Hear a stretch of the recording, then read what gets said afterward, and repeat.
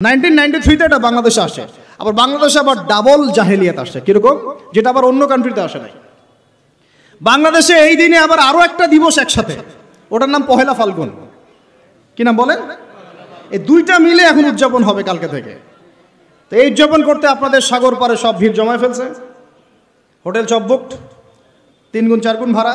মাশাআল্লাহ, আপনারাও তো যারা হোটেল মালিক আছেন এই সুযোগ লুফে নিচ্ছেন। হ্যাঁ, ব্যবসা বেশি হবে, তারপরে খাওয়া দাওয়ার হোটেলের প্রাইস বেশি হবে। শোনেন, একটা হারামকে কেন্দ্র করে যা কিছু অর্জন করবেন সব হারাম। একটা হারামকে কেন্দ্র করে যা কিছু অর্জন করবেন আপনি সবই হারাম। বরং এখন আপনার বলা উচিত ছিল ইমানদার হলে, আমার হোটেল আজকে বন্ধ, আমি এই দিবস উপলক্ষে ভাড়া দিই না। সাগরের সামনে তারা এগুলো করতেছে, সাগরের এক একটা ঢেউ এটা সাক্ষী থাকতেছে। আজকে থেকে বহু বছর আগে, আমার কথাটা একটু শুনেন, বহু বছর আগে একটা ধর্মযাজক ছিল খ্রিস্টান। আমাদের ইয়াং জেনারেশনের সমস্যা কি, তারা সামনে একটা কিছু দেখলে দৌড় দিয়ে ওখানে যাওয়ার চেষ্টা করে। ওরা বুঝে না কিন্তু আসলে এটা আসলো কোত্থেকে, কে চালু করলো, কোত্থেকে আসলো, কি অবস্থা। ওটা 270 সাল কি 90 সালের কথা, অনেক আগের কথা। ওখানে একটা সেন্ট বলে এরা, যে সেন্ট মার্টিন আপনারা বলেন, এটাও একটা ধর্মযাজকের নামেই। আপনারা তো অনেকে জানেনও না যে সেন্ট মার্টিন দিবসও আছে। সেন্ট মার্টিনও কিন্তু দিবস আছে, প্রত্যেক ধর্মযাজকের নামে পশ্চিমরা দিবস তৈরি করছে আর কি। সেন্ট মার্টিন দিবস কবে জানেন আপনারা? 11 নভেম্বর। কত তারিখ? 11 নভেম্বর। তা ওটা আবার পালন করতে যায় না, বললাম যে বলতে চাই না, তা বলে ফেললাম। তো প্রত্যেক সেন্টের নামে ওরা এরকম করে একটা দিবস বানায়, ওদেরকে স্মরণীয় করে রাখার জন্য। কথা বুঝতে পারছেন?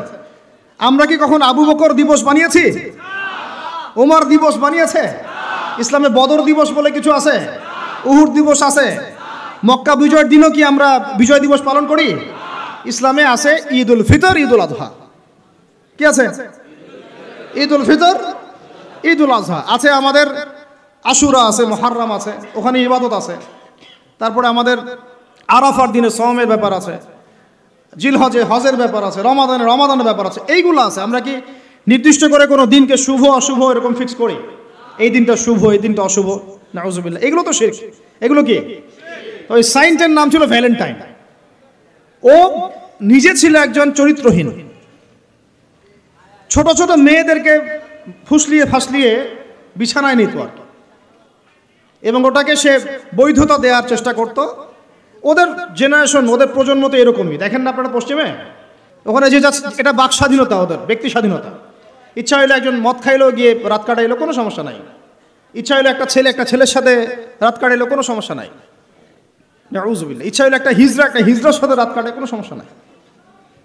ইচ্ছা হইলো, মানে কি বলবো, একটা ছেলে 5টা মেয়ের সাথে একসাথে জেনা করলো, তাও সমস্যা নাই। 5টা ছেলে মিলে একটা মেয়ের সাথে জেনা করলে কোনো সমস্যা নাই। এইগুলো আরো ভিডিও করে করে করে করে ইন্ডাস্ট্রি বানাইছে এরা। যেগুলো অনলাইনে দেখানো হয়, এগুলো কোনোটা বাস্তব না, রিয়েল না, এগুলো শুটিং করা। এগুলো কি জাস্ট যেমন নাটক সিনেমা আপনারা দেখেন শুটিং করা, এগুলো কি বাস্তব? স্ক্রিপ্ট লেখা হয়, 10টা ক্যামেরা থাকে, লাইট ক্যামেরা অ্যাকশন, তারপর শুটিং শুরু হয়। সেটা এরকম একটা ইন্ডাস্ট্রি, এটা কোনো রিয়েল কিছু না। ওইটা সারা দুনিয়ার মানুষকে এরকম বেহায়াপনা নগ্নতা ছড়িয়ে দিয়ে ইন্টারনেটের মাধ্যমে প্রত্যেকটা দেশে দেশে পুরা দুনিয়া ছড়াই দিল। এই হলো এই সভ্যতা। ওই সভ্যতার এই ছিল সাইন্ট বলা হয়, মানে সেন্ট ধর্মযাজক। জেনা করত, এর বৈধতা দেওয়ার চেষ্টা করত। তো ওই সময়ে যে রাষ্ট্রপ্রধান ছিল, ওর নাম সম্ভবত ক্ল্যাডিয়াস না কি জানি হবে, আমার মনে নাই, অনেকদিন আগের পর। মেবি দ্বিতীয় ক্ল্যাডিয়াস হতে পারে, নামটা ভুলও হতে পারে, দেখে নিয়েন চেক করে। তো এ আবার ছিল একটু সৎ। এ দেখছেন না, এগুলো তো চলবে না, এরকম ধর্মের নাম দিয়ে আপনি মেয়েদের সাথে এরকম করবেন, কি বলে, নষ্টামি করবেন, এগুলো চলবে না। ওকে ধরে জেলখানায় ঢুকাইছে। জেলখানায় ঢুকানোর পরে একজন কারারক্ষী আছে, ওই কারারক্ষীর মেয়ে আবার অন্ধ, আর এ সাইন্ট আবার চিকিৎসকও ছিল, সে আবার ট্রিটমেন্টও করত, চিকিৎসকও ছিল। তো সে চিকিৎসা করে করে ওই মেয়েটার চোখ কিছুটা ভালো করে দেয়। পরে ওই মেয়ের সাথেও আবার জেনায় লিপ্ত হয়। এরপরে একে ফাঁসি দেওয়া হয়। এরও প্রায় 200 বছর পরে, 400 মনে হয় 90 সাল কি 93 সালের দিকে এসে ওই পরের জেনারেশনের কোনো এক রাজা, ওর নামও ভুলে গেছে, এগুলো মনে রাখতেও চাই না, আসলে মনে রাখার বিষয়ও না। সে এসে ওই দিবসটাকে চালু করলো, যে সে একটা খুব বড় মস্ত প্রেমিক ছিল, মহাপুরুষ ছিল, মহাপ্রেমিক ছিল, তাকে স্মরণ করে রাখা উচিত, স্মরণীয় করে রাখা উচিত। ওই সময় থেকে যে 14 ফেব্রুয়ারি ভ্যালেন্টাইন্স ডে চালু হয়েছে। এরপরে ইউরোপের মধ্যে শোনেন, ইউরোপের মধ্যে কয়েকটা দেশ ছাড়া কেউই এটাকে গ্রহণ করে নাই। ইতালিতে এই ঘটনাটা ঘটছে, স্বয়ং ফ্রান্সও এটা অনেক সময় গ্রহণ করে নাই। ফ্রান্সে 1779 সালের দিকে 1779 সালের দিকে ফ্রান্স সরকার এটাকে নিষিদ্ধ করছিল। ওরাই মানে নাই, অস্ট্রিয়া হাঙ্গেরি মানে নাই, জার্মানি মানে নাই। এরা বলছে এসব নষ্টামি আবার দিবস পালন করার কি আছে। ওরা কিন্তু মুসলিম ছিল না, অমুসলিম, তারাই মানে নাই। তারপরে মধ্যপ্রাচ্যের অনেক কান্ট্রি তো মানেই নাই, পাকিস্তানও মানে নাই, ইন্দোনেশিয়াও এটা হারাম ব্যান করছে, অনেক কান্ট্রি এটাকে ব্যান করে দিচ্ছে। শুধু 2টা কান্ট্রির কথা বলবো। কয়টা বলেন? 2টা কান্ট্রি। একটা নাম ব্রিটেন, ওই যে আপনারা লন্ডন যেতে চান যেখানে, আরেকটার নাম হচ্ছে আমেরিকা।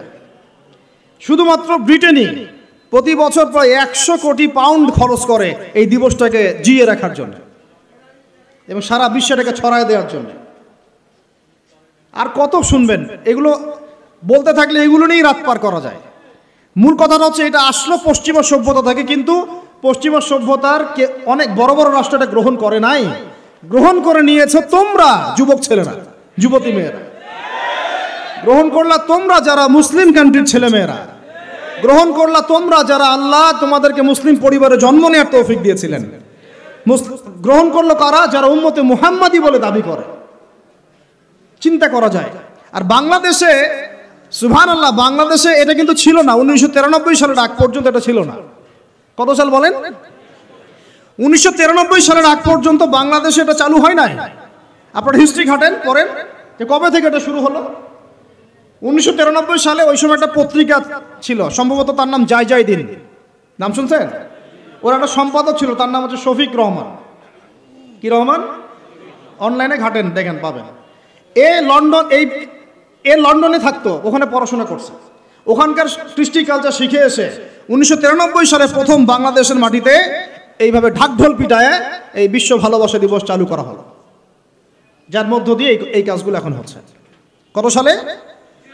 1993। এই যে ইয়াং জেনারেশন কেউই জানে না, এগুলা ছুটতেছে, একটার পিছনে ছুটতেছে। আমাদের ইয়াংদের মূল প্রবলেম এটা, একটা সামনে কিছু দেখলে দৌড় দেওয়া শুরু করো, আর দাঁড়াও রে ভাই, দেখো এটা কার, কোত্থেকে আসছে, এর সাথে আমাদের কোনো সম্পর্ক আছে কিনা, এটা আমাদের সংস্কৃতি কিনা, এটা করলে আল্লাহ আবার আমাকে ধরবে কিনা, রাসূল আবার আমার উপর রাগ হবে কিনা কিয়ামতের মাঠে, আমার আমল নামে আবার গোনা জমাবে কিনা, এগুলো হিসাব আমি কেমন করে দিব, এই চিন্তা করতে হবে না? তুমি তো ভাই মুসলিম পরিবারের যুবক, মুসলিম পরিবারের যুবতী, তোমাদের দ্বারা তো এটা আশা করা যায় না। অন্যরা করুক, সেটা না হয় আলাদা বিষয়, আমরা ওগুলো দেখতেও চাই না কে কি করে। 1993-তে এটা বাংলাদেশে আসে, আবার বাংলাদেশে আবার ডাবল জাহেলিয়াত আসছে। কিরকম? যেটা আবার অন্য কান্ট্রিতে আসে নাই। বাংলাদেশে এই দিনে আবার আরো একটা দিবস একসাথে, ওটার নাম পহেলা ফাল্গুন। কি নাম বলেন? এই 2টা মিলে এখন উদযাপন হবে কালকে থেকে। তো এই উদযাপন করতে আপনাদের সাগর পারে সব ভিড় জমায় ফেলছে, হোটেল সব বুকড, 3 গুণ 4 গুণ ভাড়া। মাশাআল্লাহ, আপনারাও তো যারা হোটেল মালিক আছেন এই সুযোগ লুফে নিচ্ছেন। হ্যাঁ, ব্যবসা বেশি হবে, তারপরে খাওয়া দাওয়ার হোটেলের প্রাইস বেশি হবে। শোনেন, একটা হারামকে কেন্দ্র করে যা কিছু অর্জন করবেন সব হারাম। একটা হারামকে কেন্দ্র করে যা কিছু অর্জন করবেন আপনি, সবই হারাম। বরং এখন আপনার বলা উচিত ছিল ইমানদার হলে, আমার হোটেল আজকে বন্ধ, আমি এই দিবস উপলক্ষে ভাড়া দিই না। সাগরের সামনে তারা এগুলো করতেছে, সাগরের এক একটা ঢেউ এটা সাক্ষী থাকতেছে। এই সাগরের এক একটা ঢেউ, যে ঢেউ আল্লাহর হুকুমে আসে, আল্লাহর হুকুমে চলে। আপনি ইমানদার মানুষ, আল্লাহর বান্দা, আল্লাহর মুমিন বান্দা, আপনার জন্য আল্লাহ সাগরের তলদেশে অসংখ্য নিয়ামত রিজিক দিয়ে দিয়েছেন, আমাদের জন্য দিয়েছেন, ওকে আমাদের অনুগত করে দিয়েছেন। দাঁড়ান আপনি তার সামনে, ও বিনয়ের সাথে আপনার পা ধুয়ে দিবে। সাগর বিনয়ের সাথে আপনার কি করবে? পা ধুয়ে দিবে। আর এই সাগরকে আল্লাহ যদি কোনোদিন বলেন এইখানে এরকম এই অশ্লীলতা হয়েছে, বেহায়াপনা হয়েছে, জেনা হয়েছে, ব্যভিচার হয়েছে, সমকামিতা হয়েছে, এই সাগর তুমি এই সমস্ত এলাকাবাসীকে ধ্বংস করে দাও, কি করবেন সেদিন? ঠেকাতে পারবেন? আমি কাউকে সন্তুষ্ট করার জন্য কথা বলছি না, আর কারো অসন্তুষ্টির পরও আমি করছি না। যেটা হক সেটা আমাকে বলতে হবে, কারণ যদি আমি না বলি ওই গজব আসলে আমি সদ্য ধ্বংস হয়ে যাব। আল্লাহ পাক চাইলে এক দিনের মধ্যে এমন সুনামি দিতে পারেন, পুরা কক্সবাজার কেন বাংলাদেশ পানির তলে চলে যেতে পারে। এই জায়গাকে বেছে নিছে এই জেনা দিবস পালন করার জন্য। চিন্তা করেন কার ক্যারেক্টার, কার আদর্শ এটা ফলো করতেছে। আল্লাহ পাক কোরআনে বলেছেন, লাকাদ কানা লাকুম ফি রাসূলিল্লাহি উসওয়াতুন হাসানা, তোমাদের মধ্যে আল্লাহর নবী মুহাম্মদ সাল্লাল্লাহু আলাইহি ওয়াসাল্লামের মধ্যেই আছে সর্বোত্তম আদর্শ। আর এই দিবস পালনের মধ্য দিয়ে আপনারা ওই সেন্ট ভ্যালেন্টাইন্স ওর আদর্শ ফলো করতেছেন। বলি নাউযুবিল্লাহ। হাদিসে নবীজি বলছেন, আল মারউ মা'a মান আহাব, যে যাকে ভালোবাসবে। অন্য হাদিসে আসছে যে কম যার সাদৃশ্য অনুসরণ করবে তার সাথেই তার হাসর হবে। তাহলে আপনারা তার সাথে হাসরের প্রিপারেশন নিতে থাকেন। কার সাথে হাসর করতে চান চিন্তা করা যায়। আনাস রাদিয়াল্লাহু আনহু বলতেন যে আমি আল্লাহর নবীকে ভালোবাসি, আমি আবু বকরকে ভালোবাসি, আমি ওমরকে ভালোবাসি রাদিয়াল্লাহু আনহুম আজমাইন। যদিও আমার আমল তাদের মতো নয়, তারপর আমি আশা করি এই ভালোবাসার খাতিরে আল্লাহ তাদের সাথে আমাকে হাসর করাবেন। চিন্তা করা যায়। আজকে একটা হাদিস পড়ছিলাম যে কিয়ামতের মাঠে শহীদরা পর্যন্ত ঈর্ষান্বিত হবে, নবীরা ঈর্ষান্বিত হবে একদল মানুষকে দেখে, যে আল্লাহ পাক তাদেরকে নূর দিবেন, চেহারা আলোকিত হয়ে থাকবে।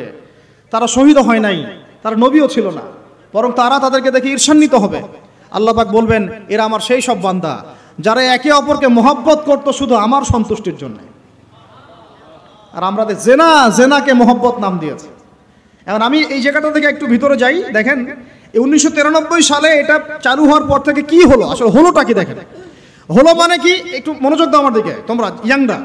যখন এটা লাইসেন্স পেয়ে গেল, পৃষ্ঠপোষকতা পাচ্ছে, তখন আসলে হচ্ছেটা কি। একটা জিনিস লাইসেন্স ছিল না, পৃষ্ঠপোষকতা ছিল না, মানুষ অল্প কিছু মানুষ করতো, সেটা আলাদা বিষয়। আর যখন একটা বিষয় মানে আপনি ঢাকঢোল পিটায় উদযাপন করতেছেন, তখন এটা একটা কি পেয়ে যায়, একটা আনুষ্ঠানিকতা পেয়ে যায়, একটা লিগালাইজড হয়ে যায় জিনিসটা। মনে হয় যে ওটাই মনে হয় করণীয়, ওটা যারা করছে না ওরাই মনে হয় ব্যাকডেটেড, এমন হয়ে যায় বিষয়টা। হলো কি তারপরে হলো ছেলে মেয়েদের ফ্রি একটা মিক্সিং শুরু হয়ে গেল। ছেলে মেয়ে মানে আল্লাহ পাক যে বলেছেন যে তোমরা দৃষ্টি নিচু করো, এটা যে কোরআনে আছে যে একটা গায়রে মাহরামের দিকে চোখ পড়লে যদি খারাপ চিন্তা চলে আসে চোখটা কি করো, নিচু করো, ছেলে হোক মেয়ে হোক। এই আয়াত কোরআনেই পড়ে থাকলো। চক্ষু নিচু করো তো দূরের কথা, চোখে চোখ রেখে এখন কিস করতেছে মনে করেন বিষয়টা, তাই না? কথা কি বুঝতে পারেন? আল্লাহ পাক কোরআনে বলছেন, আমি শর্ট করে বলতেছি যেন আপনাদের টাইমটাও মানে একটা ফ্যাক্ট, আপনারা বাসায় গিয়ে পড়ে দেখবেন। আল্লাহ পাক কোরআনে বলেছেন, ওয়ালা তাকরাবা হাযিহিশ শাজারা। একটু বোঝার চেষ্টা করেন।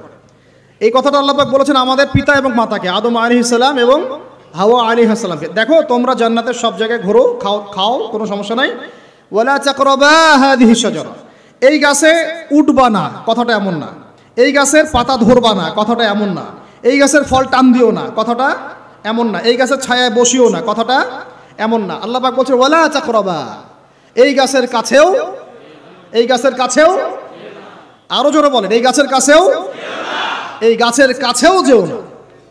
ফল খাওয়া তো দূরের কথা, গাছে উঠো তো দূরের কথা, গাছের নিচে বসা তো দূরের কথা, কাছেও সেম কথা আল্লাহ পাক সূরা বনি ইসরাঈলের মধ্যে বলছেন, ওয়ালা তাকরাবুজ জিনা, তোমরা জিনার কাছেও। বলা হয় নাই যে তুমি দেখা সাক্ষাৎ করো না, ভ্যালেন্টাইন্স ডে পালন করো না তথাকথিত, তুমি ওর হাত ধরো না, তুমি ওর দিকে খারাপ নজরে তাকিও না, তুমি ওকে কিস করো না, তুমি সব করো কিন্তু মানে বিশেষ কাজটা করো না, তার সাথে অন্তরঙ্গ মিলিত হয়েও না, এগুলো বলা হয়নি। কি বলা হচ্ছে? ওর কাছেও। আর আমরা এখন কাছে যেও না আল্লাহ কোরআনে বলেছেন, আর সমাজ বলতেছে এটাই হলো কাছে আসার গল্প। এটা কি কাছে আসার? তাহলে কোরআন একদিকে যাচ্ছে, সুন্নাহ একদিকে যাচ্ছে, আপনার ইসলাম একদিকে যাচ্ছে, আল্লাহ একদিকে, রাসূল একদিকে, সমাজ। তাহলে নিঃসন্দেহে এই সমাজের উপর আল্লাহর বরকত নাজিল হবে, আল্লাহর রহমত আসবে। এটা বোঝার চেষ্টা করেন। এরপরে কি হলো 93 পর থেকে ফ্রি মিক্সিং বেড়ে গেল। এখন দিবস পালন, আপনি তো পরিবারের পিতামাতাও মেনে নিচ্ছে যে আরে এটা তো ছেলেমেয়েরা এখন করেই, সমস্যা কি? ফ্রি মিক্সিং বেড়ে গেল। ফ্রি মিক্সিং বাড়া মানেই জেনা বাড়া। এখন অবৈধ সম্পর্ক বেড়ে গেল। কেউ এটাকে জেনা 500 টাকা 1000 টাকা দিয়ে জেনা করা যায়, এক রাতের জন্য। জেনা হয়ে গেল সহজ, একদম সহজ, যেই জেনার কারণে সমাজে এমন মহামারী নেমে আসে, এমন রোগ নেমে আসে যেটা আগে কখনো ছিল না। করোনা তো কিছুই না, দেখেন সামনে আরো কি আসতেছে, ওটা তো কিছুই ছিল না। শুধুমাত্র জেনার কারণে, বেহায়াপনার কারণে, সমকামিতার কারণে এবং অশ্লীলতার কারণে আল্লাহ পাকের পক্ষ থেকে এমন এমন রোগ ব্যাধি আসে, বালা মুসিবত আসে, যা আগে কখনো পৃথিবীতে আসে নাই। তা আমাদের সবার প্রস্তুতি গ্রহণ করা উচিত। ভ্যাকসিন বানাইতে থাকেন এখন থেকে। প্রস্তুতি মানে কি? প্রস্তুতি মানে ভ্যাকসিন। প্রস্তুতি মানে এটা নিবে না যে এগুলো থেকে আমরা দূরে থাকি, তওবা করে ফিরে আসি, এটা ওদের কাছে প্রস্তুতি না। প্রস্তুতি মানে গজব আসুক, দেখা যাবে, ভ্যাকসিন নিব তখন দেখা যাবে, সমুদ্রের ঢেউ আসুক, আশ্রয় কেন্দ্র বানাবো, ওখানে গিয়ে থাকবো, দেখা যাবে, সুনামি আসলে দেখা যাবে যে যে এলাকা উঁচু ওই এলাকায় সব মানুষকে গিয়ে রাখবো। আমাদের প্রস্তুতি এইটা না যে আমরা আল্লাহর হারাম থেকে ফিরে আসি, তওবা করি, আল্লাহ বরকত দিবে, রহমত দিবে, মাফ করে দিবে, এটা প্রস্তুতি না আমাদের। এটাই হচ্ছে আমাদের বুদ্ধির অবস্থা। এই বুদ্ধি নিয়ে আমরা দাবি করি আমরা বুদ্ধিজীবী, এই বুদ্ধি নিয়ে আমরা সমাজ চালাই, এই মাথা নিয়ে আমরা সমাজ চালাই। কে টিকতে পারছে? ফেরাউন টিকতে পারছে? নমরুদ টিকতে পারছে? কে টিকতে পারছে পৃথিবীতে? আদ জাতি, সামুদ জাতি, কওমে নূহ, কওমে শুআয়ব, কে টিকতে পারছে? এখনকার নব্য যারা ফেরাউন, নব্য নমরুদ, নব্য আবু জাহেল, এরাও টিকতে পারবে? কোশ্চিন কালেও না। দেখেন তারপরে ফ্রি মিক্সিং বেড়ে গেল, প্রেমিক প্রেমিকা কপত কপতি, যুগল বিনিময়, যুগলবন্দি হচ্ছে। তারপরে জেনা বেড়ে গেল, পরকীয়াও বেড়ে গেল। জেনাও বেড়ে গেল, পরকীয়াও বেড়ে গেল। অথচ কোরআন বলছে জেনা করলে কোরআনের শাস্তি হচ্ছে 100 বেত্রাঘাত দিতে হবে। কতটা? আর ওইটা আপনি দিবস পালন করতেছেন এখন। আল্লাহ বলছেন এটা করলে 100 বেত্রাঘাত, আর 1 বছরের জন্য ওই এলাকা থেকে নির্বাসন। এটা কোরআন বলছে, সূরা নূরের আয়াত 2 নম্বর 3 নম্বর আয়াত। এটা বলছে কোরআন, কথা বলছে এটা। আর সমাজ বলতেছে আসো কাছে আসার গল্প, আরো জেনা করো। আল্লাহ বলছেন কাছেও যেও না, আমি বলছি এটাই কাছে আসার গল্প। এরপরে বাড়লো পরকীয়া, এর সাথে আরো বিভিন্ন সিরিয়াল, হিন্দি সিরিয়াল, এইটা স্টার জলসা, জি বাংলা দেখে দেখে আমাদের একদম মাথাটা খারাপ হয়ে গেল। বাসায় বউ, বাইরে আরো 3টা 4টা, বাসায় স্বামী, বাইরে 3টা 4টা। এই সমস্যাটা রেয়ার না, অনেক বেশি বেশি ঘরে ঘরে ঢুকছে এটা এখন। এর সাথে বাড়ছে সমকামিতা, এখন ছেলে ছেলের সাথে জেনা করতেছে। এখন ছেলে ছেলেও ভ্যালেন্টাইন্স পালন করবে কালকে। নাউজুবিল্লাহ মিন যালিক, নাউজুবিল্লাহ মিন যালিক। এটা কওমে লূত। এটা কোন কওম? কওমে লূত। আল্লাহ পাক ওই কওমকে এরকম করে মাটি থেকে উপরে উঠিয়ে পাথর নিক্ষেপ করে সবগুলোকে থেতলা করে মাটিতে দাফন করে দিয়েছিলেন। এখনো আপনি গুগল সার্চ করে দেখেন, জর্ডানের ডেড সি, মৃত সাগর, ওই জায়গাটা ছিল, কওমে সাদুম ওখানে থাকতো। নিদর্শন সামনে পড়ে আছে। আর আমাদের নবীজি বলছেন তোমরা যদি সমকামী কাউকে পাও, আল্লাযী আমিলা আমালা কওমি লূত, যে কওমে লূতের আচরণ করেছে, ফাকতুলুল ফাইলা ওয়াল মাফউলা বিহি, তাহলে যে করেছে ওকে এবং যার সাথে করা হয়েছে দুইটাকে হত্যা করবা। কে বলেছেন? আপনার নবী। জি, যিনি সমাজ চালান তার নবী, যার হাতে সব অথরিটি আছে, আপনার নবী কথা বলেছেন। আপনি আপনার নবীর সামনে হাউজে কাউসারে কিভাবে দাঁড়াবেন এই ফিকির আপনি গ্রহণ করেন। আরো বলেছেন তিনি, উরজুমুনা আলা ওয়াল আসফালা মিনহুমা উরজুমুহুমা জামিআ, তোমরা সমকামী কাউকে পাইলে উপরে আছে যে নিচে যে আছে দুইটাকে এক রজম করে থেতলা করে হত্যা করে দিবে। এটা কি ব্যক্তির জন্য এই দায়িত্বটা বর্তায় না এটা উপরের লেভেলের দায়িত্ব? এই হলো আল্লাহর বিধান, রাসূলের বিধান, আর এই হলো সমাজ, এই হলো আমাদের অবস্থান। এরপর আমরা দাবি করতেছি আমরা মুসলমান, আমরা মানে মরার সাথে সাথেই জান্নাতে চলে যাবো। নাউজুবিল্লাহ। চিন্তা করা যায়? আমরা দাবি করতেছি আমরা মুহাম্মদ সাল্লাল্লাহু আলাইহি ওয়াসাল্লামের উম্মত, আমরা তার হাতে হাউজে কাউসারও চাই, তার সুপারিশও মানে প্রত্যাশা করি, আর পুরো জীবনটা উপর থেকে নিচ পর্যন্ত তার বিরুদ্ধাচরণ করে চালাচ্ছে। এটা আমাদের দেশে 1993 থেকে শুরু হলো। তারপরে পরকীয়া এগুলো আরো বাড়তে থাকলো। এর উপর আবার একটা ব্যাপার আছে, এর উপর আবার ওই 90-এর দশক থেকে ছড়ায় দেওয়া হলো সব জায়গায়। মানে ভিতরে ভিতরে ফোনে ছেলেমেয়েরা দেখতেছে। আমার কথাটা বুঝেন, রাত্রেবেলা ভিতরে ভিতরে মনে করেন ছেলেমেয়েরা দেখতেছে, বেশি ভালো সাজার প্রয়োজন নেই, সবারই চোখে কম বেশি এটা পড়েছে। যারা অনলাইনে ঢুকেছেন জীবনে একবার হলেও তার চোখেও পড়বে, এটা অনলাইনের ফিতনা, তাই না?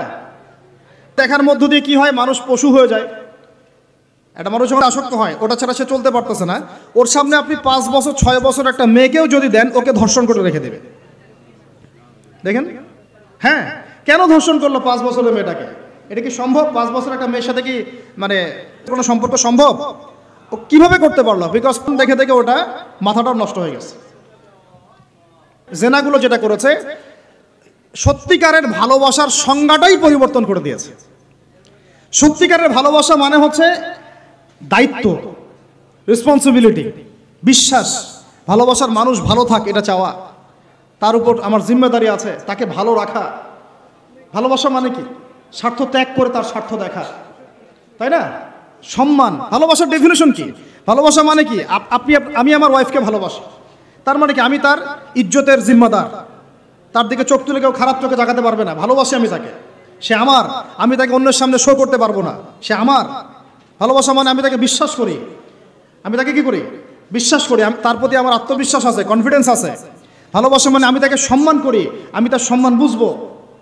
তো পর্ন আর জেনা যেটা করলো, ভালোবাসার সংজ্ঞাটাই পরিবর্তন করে দিল। এরা ভালোবাসার সংজ্ঞা দিল, ভালোবাসা মানে হলো যৌনতা। ভালোবাসা মানে জাস্ট সেক্সুয়াল রিলেশনশিপ, আর কিচ্ছু না। এরা যদি একে অপরকে সত্যি ভালোবেসে থাকে, তাহলে আগামীকাল এদেরকে বলেন যে জেনা মুক্তভাবে বিয়ে করে ফেলো দেখি, এদের মধ্যে 80% এটা করবে না। কারণ তাহলে ভালো ভালো যদি এতই বাসো, হাতটা ধরিও না তুমি, আল্লাহ পাক হাত ধরতে নিষেধ করছেন। তুমি পরিবারের মাধ্যমে প্রস্তাব পাঠাও, মোহর ফিক্স করো, করে বিয়ে করো। ভালোবাসো যদি, তাহলে তাকে নিয়ে সন্তুষ্ট থাকো, তার সম্মানবোধ রক্ষা করো, তার দায়িত্ব নাও। তার কি নিবা? দায়িত্ব নাও। ভালোবাসার ডেফিনেশন চেঞ্জ করেছে এরা। একটা মেয়েকে ভালো তুমি যদি বেশেই থাকো ছেলেটাকে, তাহলে তুমি তার সাথে কিভাবে এভাবে হারাম জেনায় লিপ্ত হতে পারলা?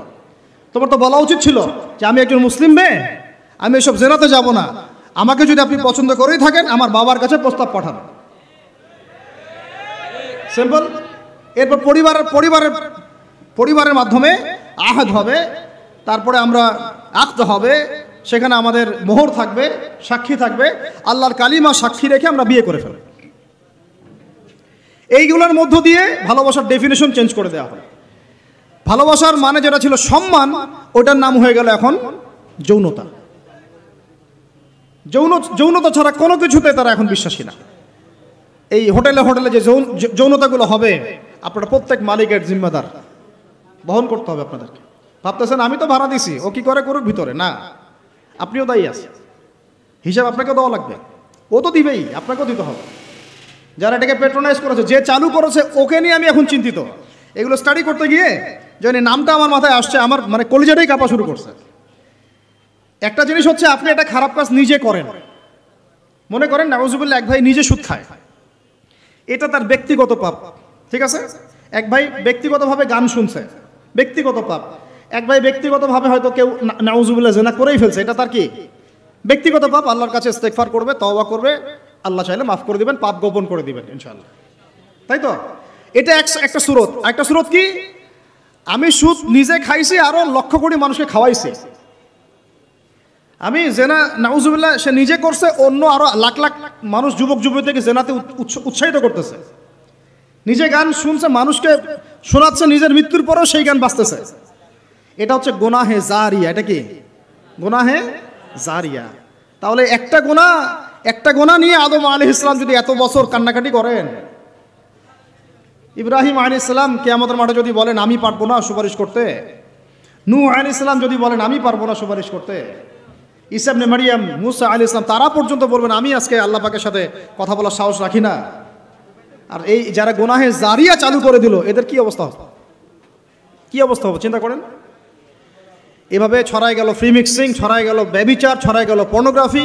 এই পর্নোগ্রাফির মধ্য দিয়ে এরা আবার যখন পর্ন দেখে, বাইরে আবার স্কুল কলেজ বিশ্ববিদ্যালয়ে পড়াশোনা করে, ছেলে মেয়ে একসাথে পড়াশোনা করে না, বাসায় পর্ন দেখে, আবার সকালবেলা এসে স্কুল কলেজ বিশ্ববিদ্যালয়ে ছেলে মেয়ে একসাথে পড়াশোনা করে। তখন ওই যে পর্নোগ্রাফির যে পশুত্বটা, এটা ওর মধ্যে থেকে গেল। একটা মেয়েকে সে এখন চাচ্ছে জাস্ট ওর সাথে একটা সেক্সুয়াল সম্পর্ক করার জন্য। মুখে অনেক কথা বলতে পারে, ভালোবাসি, জীবন দিয়ে দিব, এইটা সেটা, হাবি যাবি, বিয়ে করব, আসো আগে করি, আসো আমরা যৌন সম্পর্ক আগে করি, পরে না হয় বিয়ে করে নিব। অনেক কথা বললেও মূল উদ্দেশ্যটা হচ্ছে তার ভোগ করা। মানে আপনাকে আল্লাহর বান্দা থেকে একজন ভোগবাদী পশুতে পরিণত করা হলো। আল্লাহর বান্দা থেকে ভোগবাদী পশুতে পরিণত করা হলো। এভাবে একটা পুরো জেনারেশন 1993 থেকে নিয়ে 2024 একটা পুরো জেনারেশনকেই নষ্ট করে দেওয়া হয়েছে। মাস্টার প্ল্যানটা দেখছেন? ওদের মাস্টার প্ল্যানটা দেখছেন কি কিভাবে 20 বছর ধরে একটা জেনারেশনকে নষ্ট করা যায়। আর আমরা যারা স্কুলে পড়তাম, কলেজে পড়তাম না, আমাদের সময় এগুলো হতো, তখন আমরাও এগুলো বুঝতাম না। আল্লাহ পাক আলহামদুলিল্লাহ আমাদেরকে এই জাহিলিয়াত থেকে বের হয়ে আসার তৌফিক দিয়েছেন। এই শুকরিয়াটা আমরা আদায় করে কিয়ামত পর্যন্ত শেষ করতে পারবো না।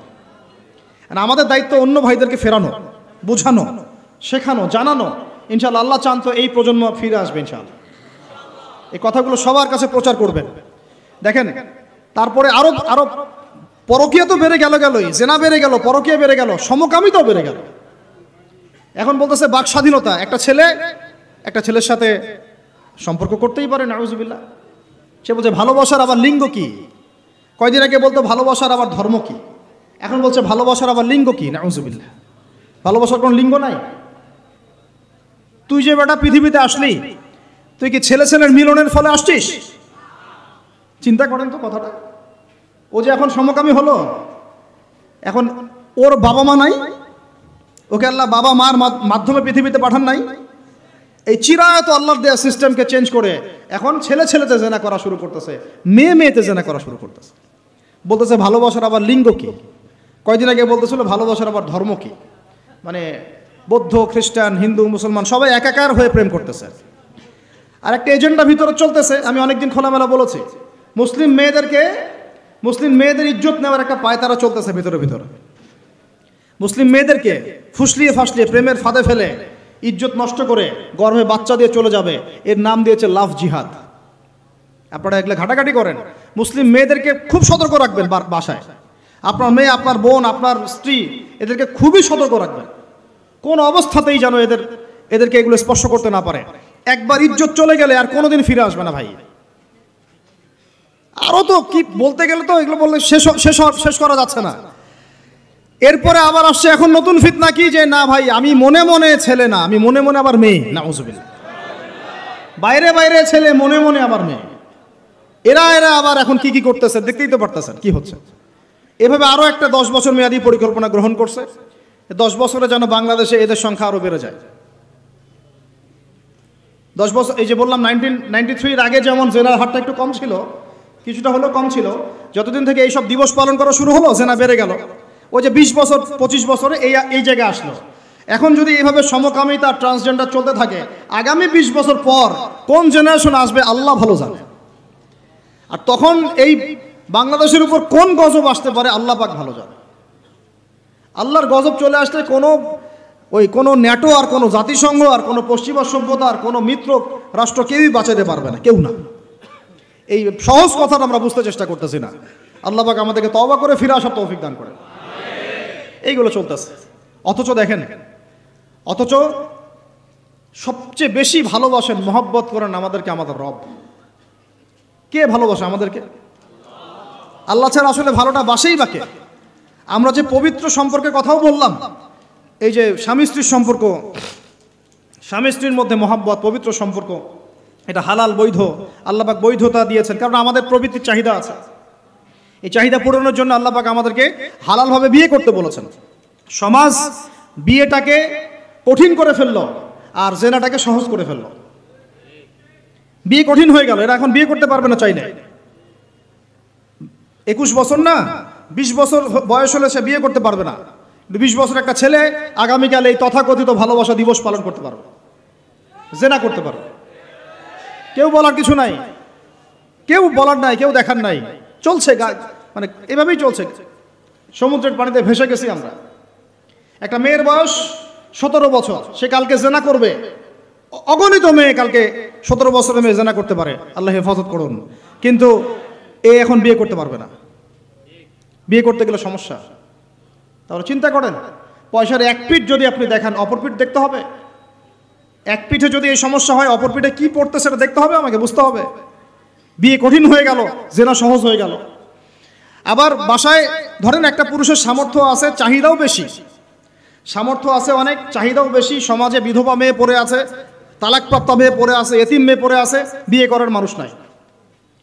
এখন সমাজে যদি কোনো সৎ পুরুষ একাধিক বিয়ে করে তাকে সমাজে বাঁকা চোখে দেখা হবে, কিন্তু এই পুরুষে যদি বিয়ে না করে বাইরে আরো 10টা মেয়ের সাথে অকাম কুকাম করে তাকে কিচ্ছু বলা হবে। বলেছি আমি, কোরআন একদিকে, সুন্নত একদিকে, ইসলাম একদিকে, সমাজ, এই সমাজের তাকদির খারাপ। এভাবেই নবী সাল্লাল্লাহু আলাইহি ওয়াসাল্লাম পেরেশান ছিলেন কিভাবে সমাজের মানুষকে ফেরানো যায়। আজকে আমরাও পেরেশান। আল্লাহ পাক সবার আগে আমাকে ইসলাহ দান করেন, আমার পরিবারকে দান করেন, আমাদের প্রত্যেক দিনই ভাই বোনকে দান করেন এবং ইস্তেকামাত দান করেন। আল্লাহুম্মা সাব্বিতনা ওয়াজআলনা হাদিয়ান ওয়া মাহদিয়া, আমিন ইয়া রাব্বাল আলামিন। তো এখন কথা হচ্ছে এগুলো চলছে আমাদের চোখের সামনেই, কিন্তু দেখেন প্রিয় ভাইয়েরা, আল্লাহ পাক শাস্তি বলেছেন 100 বেত্রাঘাত। কেউ যদি আবার বিবাহিত হয়ে এই কাজ করে, জেনা করে, তাহলে তার শাস্তি কি বলেছেন? বলা হয়েছে কোমর পর্যন্ত মাটিতে পুঁতে ফেলে তাকে পাথর নিক্ষেপ করে হত্যা করতে হবে। এটা কোরআন এবং হাদিসের শাস্তি। আর আমরা কি করছি দেখেন। আমি 2টা হাদিস বলি আপনাদেরকে, শোনেন, ইয়াংরা শোনেন। এই 2টা হাদিস আজকে ভুলবেন না। আলোচনা অনেক লম্বা হচ্ছে তো অনেক কিছু ভুলে যেতে পারে, এই 2টা হাদিস ভুলেন না। একটা হচ্ছে 3 জন ব্যক্তি একবার একটা গুহায় আটকা পড়ছে। 3 জন বন্ধু বা ভাই তার একটা গুহার মধ্যে আটকা পড়ে গেছে। ঝড় হচ্ছে, গুহার মুখটা বন্ধ হয়ে গেছে পাথর দিয়ে, বের হওয়ার কোনো জায়গা নাই। এখানে নিশ্চিত মৃত্যু, কোনো সুযোগই নাই বাঁচার। তারা অনেক চেষ্টা করে বের হতে পারলো না। শেষমেশ তারা বলছে যে আমাদের যদি কোনো নেক আমল থাকে, সে নেক আমলের ওসিলা করে আল্লাহর কাছে দোয়া করি, আল্লাহ চাইলে আজকে আমাদেরকে বাঁচাতে পারে। একজন বলছে, আল্লাহ, আমার মা ছিল, পিতামাতা ছিল, তো মাকে আমি দুধ পান না করি আমার সন্তানদেরকে কখনো খাওয়াতাম না। একদিন গিয়ে দেখি যে মা ঘুমিয়ে গেছে, আমার বাচ্চারা কান্নাকাটি করছে, তবু আমি আমার বাচ্চাকে কান্না অবস্থায় রেখেছি, মাকে খাওয়াই নাই, ওদেরকে খাওয়াই নাই। আগে মাকে খাওয়াইছে, তারপর ওদেরকে খাওয়াইছে। আজকে ঘরে ঘরে মাদের সাথে কি আচরণ দেখেন, কি একটা অবস্থা দেখেন সমাজে, কি প্রজন্ম তৈরি করেছেন। মারা এখন বৃদ্ধাশ্রমে চলে যাচ্ছে, শিক্ষিত মা, তাই না? মায়ের পায়ের নিচে আপনার জান্নাত। আর এটাও একটা ব্যাপার যে মায়েরা আবার হাজরা আলাইহিস সালামের মতো হবেন না, যে মায়েরা সারা আলাইহিস সালামের মতো হবেন না, আয়েশা খাদিজা রাদিয়াল্লাহু আনহুমা তাদের মতো হবেন না, তো আপনাদের গর্ভ থেকে তো এর চেয়ে ভালো সন্তান আশা করা যায় না। সমস্যা সব দিকে আছে, আছে না? তো এই দোয়া করার সাথে সাথে একটু সরে গেল আল্লাহর পক্ষ থেকে, এই পাথরটা একটু সরে গেল, সুবহানাল্লাহ। কিন্তু বের হওয়ার জন্য এনাফ না। এরপরে আরেকজন দোয়া করছে যে আল্লাহ, আমার একজন কর্মচারী ছিল, টাকা পাইতো আমার কাছে কিছু, তো সে একদিন বেতন না নিয়ে চলে গেছে। টাকাটা দিয়ে আমি কিছু পশু কিনেছি, মানে গবাদি পশু। এই গবাদি পশু 2টা থেকে 4টা, 4টা থেকে 8টা হতে হতে অনেকগুলো হয়েছে। একদিন অনেক দিন পর সে আসছে, এসে বলছে আমার টাকা দাও। সে বলছে যে এই সবগুলো পশু তোমার, নিয়ে যাও। তুমি কি ইয়ারকি ফাজলামি করতেছো আমার সাথে? আমার টাকা আমাকে দাও।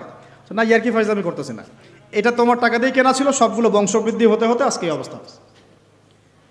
তো আল্লাহ, তোমার সন্তুষ্টির জন্য যদি এই কাজ করে থাকি, আল্লাহ আজকে আমাকে এই বিপদ থেকে বাঁচাও। পাহাড়ের মুখ থেকে পাথরটা একটু সরে গেল, বের হওয়ার জন্য যথেষ্ট না। 3য় ব্যক্তি, আমি এটাই বলতে যাচ্ছিলাম, ইয়াংরা শোনেন ভালো করে। 3য় ব্যক্তি সেজদায় পড়ে আল্লাহকে বলছে, হাত তুলে আল্লাহকে বলছে, আল্লাহ, আমার একজন খুব সুন্দরী চাচাতো বোন ছিল, কাজিন, আমি তাকে পাইতে চাইতাম। বুঝেন না, পাইতে চাইতাম মানে কি? তাকে পেতে চাইতাম, অফার করতাম, সে রাজি হয় না। একদিন সে বলল যে 100 স্বর্ণমুদ্রা দিতে পারলে আমি রাজি। 100 স্বর্ণমুদ্রা দিতে পারলে আমি রাজি। এখন তো এদেরকে স্বর্ণমুদ্রাও দেওয়া লাগে না, এমনিই রাজি নাকি? জেনা করার জন্য কি এমনিই রাজি? খালি একটু, আসলে সত্যি কথা বলতে কি, একটা মেয়ে যদি চায় যে আমি আমার ইজ্জত ধরে রাখবো, কোনো ছেলের ক্ষমতা নাই সেই ইজ্জত নষ্ট করে। এটাই সত্য কথা। আমার স্ত্রী এই কথাটা খুব জোরালোভাবে আমাকে বলে, আমি যখন রাস্তায় হাঁটবো, আমি যদি চাই, তাহলে কোনো ছেলে আমার কাছে ঘেঁষতে পারবে না। আমি সুযোগ দিলে তখন ঘেঁষতে পারবে। একটা মেয়ে যদি চায় যে একটা ছেলে আমার সাথে ইটিস পিটিস করুক, সে ছেলে করবেই করবে। একটা মেয়ে যদি চায় যে একটা ছেলে আমার পর্যন্ত আসতে পারবে না, আমি আমার ব্যক্তিত্ব গায়রত বজায় রাখবো, আমি ডিস্টেন্স মেনটেন করবো, আমি কোনো সুযোগ দিব না, ছেলে সুযোগ পাবে না কখনো। এত সহজ না। সর্বোচ্চ তখন কি করতে পারে, ধরে 10 জন মিলে ধরে ওকে জোর করে তার সাথে কিছু করতে পারে। ওরকম কিছু করলে তো আল্লাহর গজব নেমে আসবে। ওই যে সারা আলাইহিস সালামকে তুলে নিয়ে গিয়েছিলেন একটা বাদশা, মনে নেই আপনাদের? সারা আলাইহিস সালামকে একটা বাদশা এরকম উঠাই নিয়ে আসছে। আর সারা আলাইহিস সালাম সবচেয়ে সুন্দরী মেয়েদের একজন ছিলেন পৃথিবীর ইতিহাসে, ইব্রাহিম আলাইহিস সালামের স্ত্রী। তখন তিনি হাত বাড়াচ্ছে তার দিকে ধরার জন্যে, আর সারা আলাইহিস সালাম তখন বলছে দাঁড়ান, আমাকে 2 রাকাত নামাজ পড়তে দেন। 2 রাকাত নামাজ পড়ে তিনি আল্লাহর কাছে হাত তুলে বলেন, আল্লাহ তুমি জানো আমি আমার সতীত্ব, আমার ইজ্জত, আমার সম্মান আমার স্বামী ছাড়া আর কারো সামনে কখনো প্রদর্শন করি নাই। আজকে এই জালেমের হাত থেকে আল্লাহ তুমি আমাকে বাঁচাও। ওইদিকে ইব্রাহিম আলাইহিস সালাম নামাজে দাঁড়িয়ে গেছেন। ওই জালেম বাদশা যখনই হাত বাড়ায় হাত অবশ হয়ে যায়, মাথা ঘুরে পড়ে যায়। 3বার 4বার চেষ্টা করেছে, তারপর পারে নাই। শেষে বলেছে তোমরা আমার কাছে কাকে নিয়ে আসছো, নিয়ে যাও একে আমার সামনে থেকে। পরে উল্টা হাজারা আলাইহিস সালামকে হাদিয়া সহ দিয়ে পাঠিয়ে দিয়েছে। একটা মেয়ে চাইলে তার ইজ্জত সম্মান এভাবে রক্ষা করতে পারে। তোমরা জেনায় ছেলেরা লিপ্ত করেছে কারণ তোমরা চেয়েছো বলেই করতে পারছো। তুমি ফিতনা না ছড়াতা, তুমি বেহায়ের মতো বাইরে বের না হতা, তুমি তোমার চুল খোলা না রাখতা, তুমি তোমার পোশাক ঠিক রাখতা, তোমার কথা ঠিক রাখতা, তোমার কথার মধ্যে মানে শক্তি রাখতা, মিষ্টি মিষ্টি প্রলোভন দিতা না, বাইকের পিছনে বসতা না, চটপটি ফুচকা খাইতা না, এখানে ওখানে আড্ডা মারতা না, কোনো ছেলে তোমার কাছে আসতে পারতো না। তোমরা এই কাজ করেছো, ছেলে আসতে পেরেছে। আপনারা তো কিছু হইলে ছেলেদেরকেই দোষ দেন।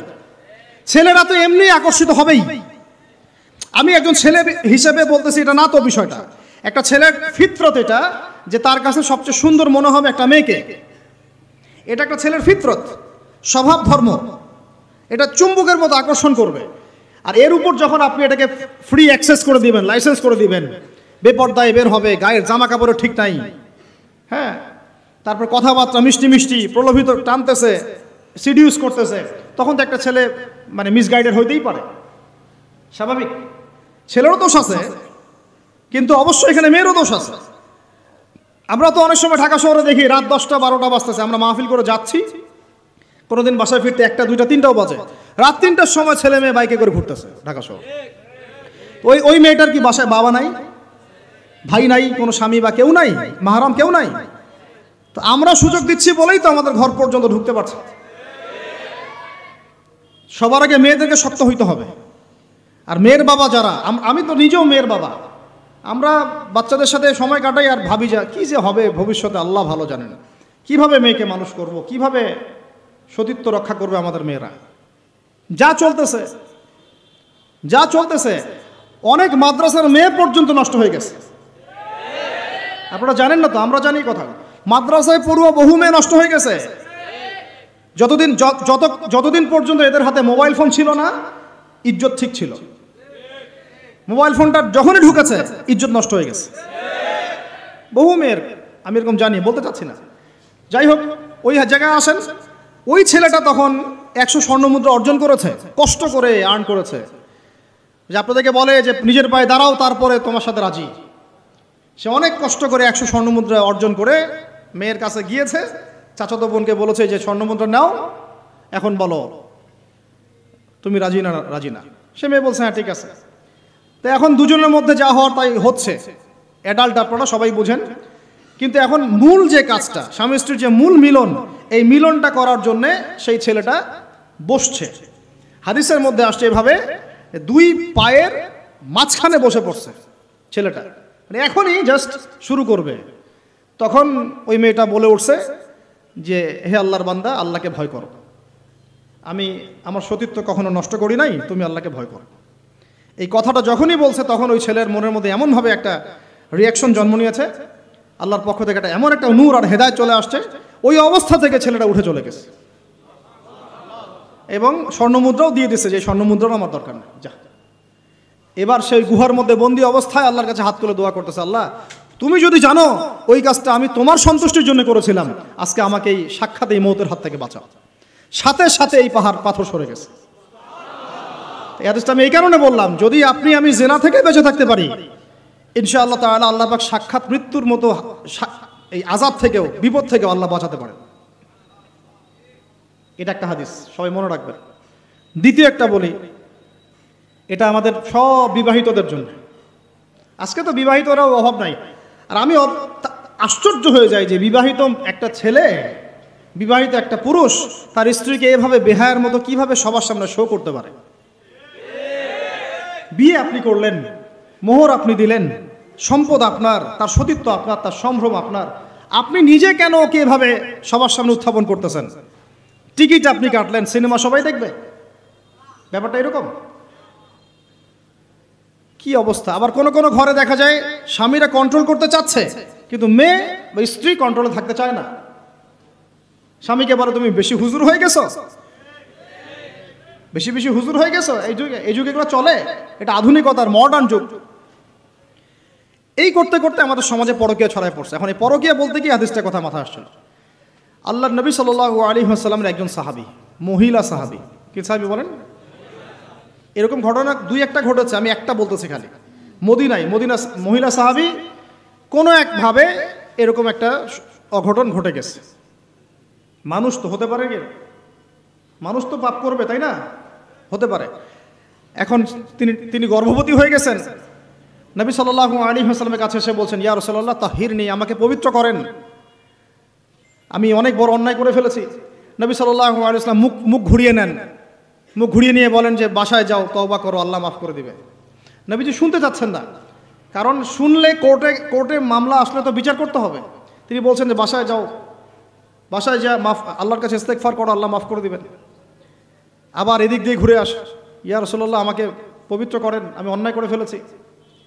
এভাবে কয়েক দফার পরে নবীজি বলছেন, তুমি কি অন্যায় করেছো? এমন কোনো কাজ কি তুমি করেছো? সুরমা দানিতে সুরমা নেয়ার সময় আমরা যেভাবে নেই, এরকম কোনো কাজ কি তুমি করেছো? মানে উনি শব্দটা উচ্চারণ করলেন না মুখ দিয়ে, একটা এক্সাম্পল, মিসাল দিয়ে বুঝালেন, তুমি কি এরকম কোনো কাজ করেছো? অ্যাডাল্ট্রি কোনো কাজ করেছো? তো তিনি বলছেন, হ্যাঁ, আমি গর্ভবতী হয়েছি। নবী সাল্লাল্লাহু আলাইহি ওয়াসাল্লাম আমার বিচার করে দেন। তিনি বলছেন যে বাসায় যাও, আগে সন্তান জন্ম দাও, তারপরে দেখা যাবে। সন্তান জন্ম হলো, সেই মহিলা আবার এসেছেন, সাহাবী, ইয়া রাসূলুল্লাহ আমার বিচার করে দেন। বলছেন সন্তান জন্ম হয়েছে, হ্যাঁ, এখন সন্তান কি করে? দুধ পান করে, দুধ পান করাও, 2 বছর দুধ পান করাও, তারপরে বিচার করে দেব। 2 বছর দুধ পান করা শেষ, সন্তান এখন শক্ত খাবার খেতে পারে, কোলে করে সন্তানকে নিয়ে আসছেন।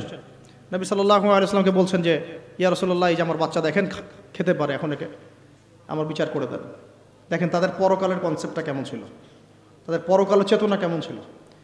এবার নবী সাল্লাল্লাহু আলাইহি ওয়াসাল্লাম বলেন, তোমাদের মধ্যে কে আছো এই বাচ্চার দায়িত্ব নিতে পারো? একজন আনসারী সাহাবী বলছেন আমি। বাচ্চা তার কোলে দিলেন, দিয়ে বলেন তাকে নিয়ে যাও, নিয়ে গিয়ে অমুক জায়গায় নিয়ে তাকে রজম করো। কি করো? রজম মানে কি ভাই?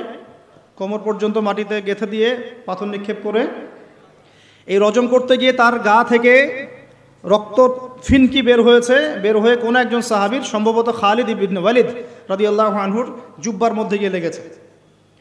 তখন তিনি কিছুটা তাচ্ছিল্যের স্বরে একটা বাক্য প্রয়োগ করেছেন যে ছি, এটা কেমন হলো?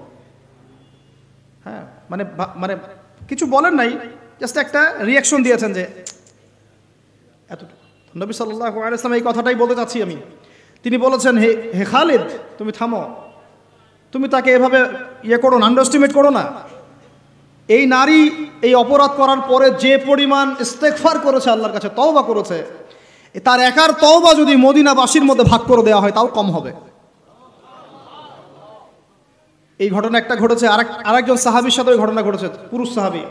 নবীজি বলেছেন তোমরা তাকে তাচ্ছিল্য করো না, কারণ আমি দেখছি সে এখন জান্নাতে সাঁতার কাটতেছে। আর আমরা এই যে পরকীয়া, দেখেন পরকীয়া করলে, পরকীয়ার মাধ্যমে কেউ যদি ব্যভিচার করে ফেলে, নাউযুবিল্লাহ, তাহলে এই পৃথিবীতে বাঁচার অধিকারটা সে হারায় ফেলে। পৃথিবীতে কি হয়? বাঁচার অধিকারটা সে হারায় ফেলে। ঠিক কেউ যদি সমকামিতা করে, এই পৃথিবীতে বাঁচার অধিকারটা সে হারায় ফেলে। নবীজি স্ট্রেট বলেছেন, ফাকতুলুল ফাইলা ওয়াল মাফউলা বিহি, যে করবে যার সাথে করা হবে দুটাকেই হত্যা করে ফেলো। কেউ যদি ধর্ষণ করে, বাঁচার অধিকারটা হারায় ফেলে। কিছু পাপ আছে যেগুলো করলে তওবা ইস্তেগফার করা যায় আল্লাহ, কিন্তু পৃথিবীতে বাঁচার অধিকারটা মানুষ হারায় ফেলে। এইটাকে আমরা এইভাবে প্রমোট করতেছি এখন। কে কে এগুলো নিয়ে ফিকির করে এখন? মনে করে যে এটা তো আধুনিকতা। অনেকে ওয়াইফ, একটা শব্দ আছে ওয়াইফ সুইপিং, একজনের ওয়াইফকে আরেকজনকে দিবে, ওর ওয়াইফকে সে নিবে, রাত কাটাবে। নাউযুবিল্লাহ। এটা পশ্চিমা সভ্যতা থেকে আসতেছে, জানেন? চোখ কান খোলা রাখেন। আমরা নিজেরা অনেক বক ধার্মিক সাজার চেষ্টা করতেছি, কিন্তু সমাজটা নষ্ট হয়ে যাচ্ছে। এটাকে সংস্কার করার দায়িত্ব আমাদের। এর উপরে তো আবার বাণিজ্য আছে, মানে এটা তো বাণিজ্যিক একটা প্ল্যাটফর্ম হয়ে গেল। যত বেশি পারো বাণিজ্য করো। এটা উপলক্ষে অমুক ছাড়, এইটা উপলক্ষে তমুক, এইটা উপলক্ষে অমুক নাটক, এটা উপলক্ষে অমুক গান, এই উপলক্ষে অমুক সিরিয়াল, এই উপলক্ষে অমুক টেলিফিল্ম। এই যে বাণিজ্য, এগুলো কিন্তু কর্পোরেট জগতে যারা থাকে, এই কর্পোরেট সেকশনে মানুষের একটা বাণিজ্য, একটা দিবসকে উৎসব কেন্দ্র করে বিশাল একটা বাণিজ্য করে আপনার ঈমান আমল কোথায় যায় যাক, ওর পকেটে টাকা আসলেই হইল। আল্লাহ রাব্বুল আলামিন আমাদের সবাইকে এই চলমান জাহেলিয়াতগুলোর বাস্তবতা বোঝার তৌফিক দান করে। অনেক কথা ভাই, বলতে গেলে অনেক কথা, আর একদিন আর কথা বলবো। আমরা দোয়া করি আল্লাহ পাক কক্সবাজার এলাকায় এমন একটা দিনের মার্কাজ আমাদেরকে করার তৌফিক দান করেন, যেখান থেকে ইনশাআল্লাহ দিনের আলো পুরা কক্সবাজার সহ পাহাড়ি পার্বত্য এলাকা ছড়িয়ে পড়বে ইনশাআল্লাহ। সমাজ সংস্কার না করতে পারলে আমরা বাঁচতে পারবো না।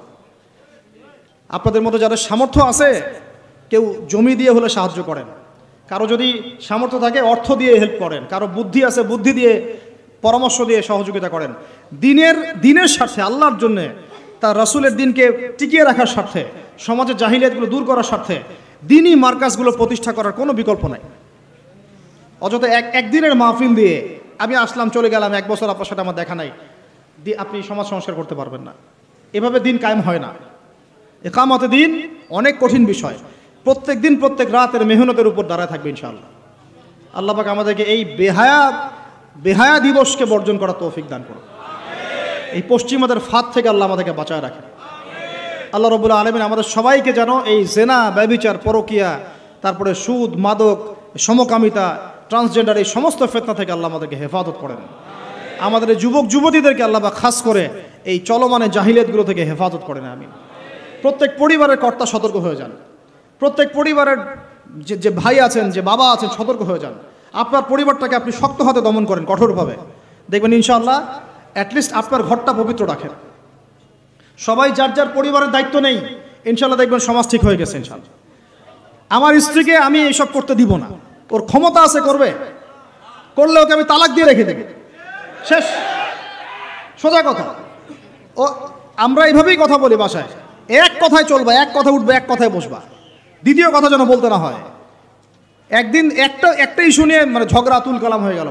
আমি রাগ কন্ট্রোল করতে পারলাম না, বলছিলাম যে হাত মোজা ভালো করে পড়তে। হাত কথা বলার সময় দেখেন, যদি আমি হাতে ভাবে উঁচু করি দেখা যায় এতটুকু। আমি বাসায় গিয়ে বলছিলাম যে হাত মোজা খুব ভালো করে এই পর্যন্ত পড়তে। এইটুক নিয়ে মনে হয় আমি 10 মিনিট ঝাড়ি দিয়েছি, মানে বকা দিয়েছি আর কি। একদম মাথা নিচু করে শুনছে, একটা কথা বলে নাই। আমি আমার পরিবারকে ঠিক করলে কেন আমার মানে স্ত্রী বাইরে যাবে, কিভাবে যাবে?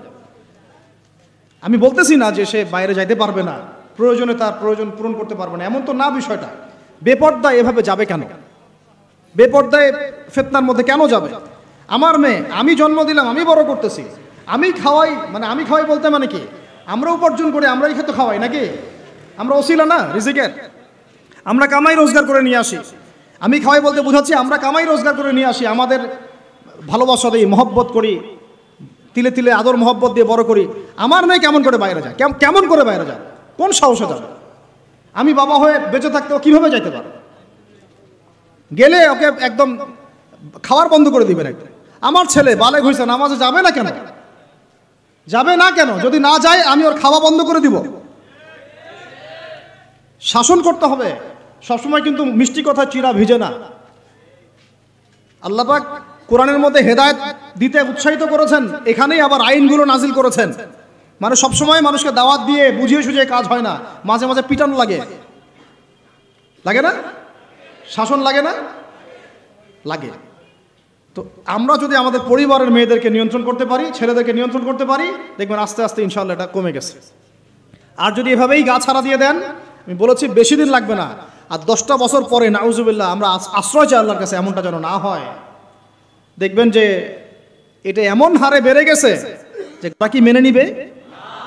তাদের মেয়েকে যদি কেউ ধর্ষণ করে তারা কি মেনে নিবে? আপনার ছেলেটা যদি সমকামী হয় আপনি কি মেনে নিবেন? আপনার বাসায় যদি কালকে একটা ছেলে এসে বলে যে আপনার মেয়ে এসে বলে যে বাবা আমি ওকে ভালোবাসি, ওর সাথে বিয়ে করার আগে আমি যৌন সম্পর্ক করে ফেলছি, আপনি কি মেনে নেবেন? আপনি যদি জানতে পারেন কালকে আপনার মেয়ে গর্ভবতী হয়ে গেছে, আপনি কি মেনে নেবেন? আপনি যদি জানেন কালকে আপনার ছেলে আপনাকে এসে বলছে বাবা আমি একটা ছেলেকে নিয়ে আসছি, ও ছেলেটা আসলে বাইরে ছেলে ভিতরে ভিতরে মেয়ে, তাই আমরা বিয়ে করে ফেলছি, আপনি কি মেনে নেবেন? তো এটা নবী সাল্লাল্লাহু আলাইহি ওয়াসাল্লামের ফিলোসফি ছিল। একজন সাহাবী এসে বলেছিলেন ইয়া রাসূলুল্লাহ আমি ইসলামের সব মানতে প্রস্তুত আছি, খালি আমাকে জিনা করার অনুমতি দেন। নাউজুবিল্লাহ। সাহাবীরা রাগ হয়ে গেছেন, হেই কার সাথে কি কথা বলো, বেয়াদবি করতে। নবী সাল্লাল্লাহু আলাইহি ওয়াসাল্লাম বলেন দাঁড়ান, দাঁড়াও দাঁড়াও, তাকে ছাড়ো, আমি বুঝাচ্ছি। নবীজি তখন বললেন দেখো তুমি যে প্রস্তাবটা আমাকে দিলা, ইসলামের সব তোমার ভালো লাগে কিন্তু জিনা করতে চাচ্ছ, তো এখন বলো তো দেখি তোমার মায়ের সাথে কেউ যদি এমন করে তুমি কি রাজি হবা? সে বলছে না। তোমার খালার সাথে করলে না, তোমার বোনের সাথে না, তোমার স্ত্রীর সাথে না, তাহলে যেটা তুমি অন্যের ক্ষেত্রে চাচ্ছ না, পছন্দ করো না, সেটা কেন তুমি তোমার ক্ষেত্রে চাচ্ছ? এভাবে চিন্তা করলে আমাদের আর কথা বলার দরকার আছে?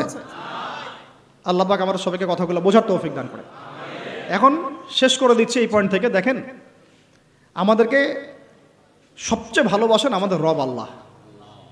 সত্যিকারের ভালোবাসার ডেফিনেশনটা হচ্ছে যে আপনি নিঃস্বার্থভাবে কাউকে ভালোবাসেন। আমাদের আশপাশে যারা আছে, যারা হালাল, ইভেন হালাল, আমার মা, আমার বোন, আমার বাবা, আমার স্ত্রী, আমার ছেলে, আমার মেয়ে, এদেরও যদি কখনো স্বার্থে আঘাত পড়ে দেখবেন সেও আপনার পাশ থেকে সরে যাচ্ছে। এমন হয়নি কখনো? আপনার বন্ধু, আপনার ব্যবসার পার্টনার, আপনার বস, আপনার কলিগ, ওদের স্বার্থে আঘাত হলে ওরাও সরে যাচ্ছে পাশ থেকে, জিগরি দোষ সরে গেল পাশ থেকে, হয় না এমন? ভালোবাসা দুই প্রকার, বলেন কয় প্রকার?